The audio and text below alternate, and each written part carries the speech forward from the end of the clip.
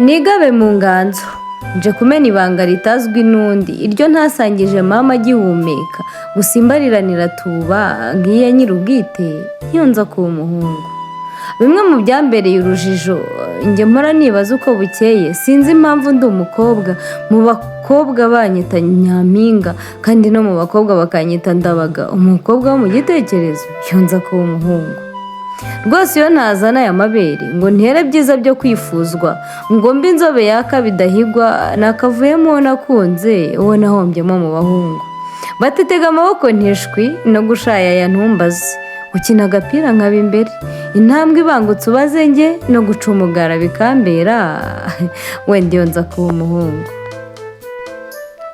Benshi banyise ndabaga, abandi babyita ibigezweho, ari uwanyise cyabahungu, ari n'uwanyise ngo kaboyi, ibyo simbyumva ndakomeza, gusa iyo nza kuba umuhungu. Iyo nza kuba umuhungu simba nitwa ndabaga, nari kuba nitwa mugarura, aka kabonye n'ak'abakobwa babyaye umukobwa muri go ashaka agahungu. Iyo nza kuba umuhungu ubu mba ntwara romoroke, impungenge zo ntazo, babibona nk'ibisanzwe nta kurangaza abagenzi. Uzi iyo nza kuba umuhungu mba nshingura nta gihunga, nta wumbaza impamvu, ntibungesera by'abari, nkora amajoro kenshi ngo nzahura umuryango. Iyo nza kuba umuhungu mama ntiyari kunsiga mu rupfu ngo agende ahangayitse yibaza iyo ansize. Iyo nza kubimenya nari bwange kuvuka ngasaba Imana kuba umuhungu.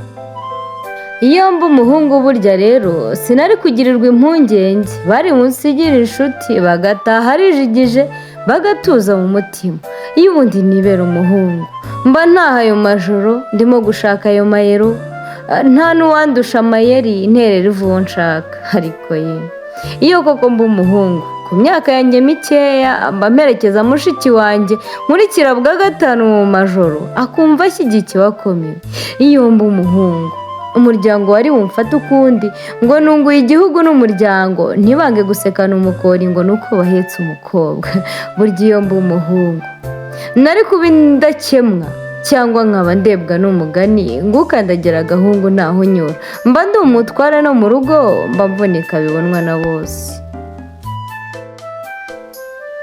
Iyo nibera umuhungu sinari gukunda shuga mami, nari gukunda nyamwari uzamfasha kuruha, uzambera imfura, akanderera ibibondo. Burya rwose iyo mba umuhungu sinari kwigira nk'itungo ngo nirukire ibihenda bankuriramo umukandara ntazanabahorana.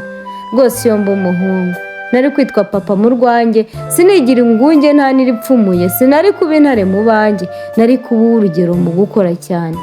Kuki ntabaye umuhungu ngo nurire ku gikwa kera hatarindiriwe uburinganire n'ubwuzuzanye, ngo nubakire rubangura etaje siti tawa ndetse mbone n'ikiraka kwa makuza?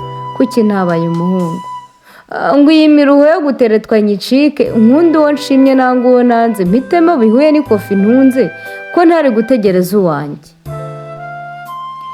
Ese iyo mba umuhungu umuryango ukanyita intwari, nkavuga iryijyana, imfura na data tukangana bakanyitegaho ibirenze. Wenda iyo mba umuhungu ntibari no kunkosha, nari gukwa niteguye ngashima uwo nshaka, nkitegurwa bukwi w'abandi. Ndi umukobwa none rero sinarara mu muvure cyangwa ngo nicare ku isekuru, nabigerageje kenshi biranga, reka nkunde undi none. Hashimwe Imana yangize uyu, ikangira umuhoza mu muryango, ikandindira ubuzima, ikangira nyampinga, nzayishima uyu mugisha. Gusa ariko iyo nibera umuhungu twaturwara nari gukwepa, sinari gushukishwa amarifuti, sinari guhongwa boshye indaya, sinari rwose sinari. Iyo mba umuhungu rwose nari kunyurwa n'ibyo, gusa umwanzi arakabura umukobwa, ijambo mama yandaze.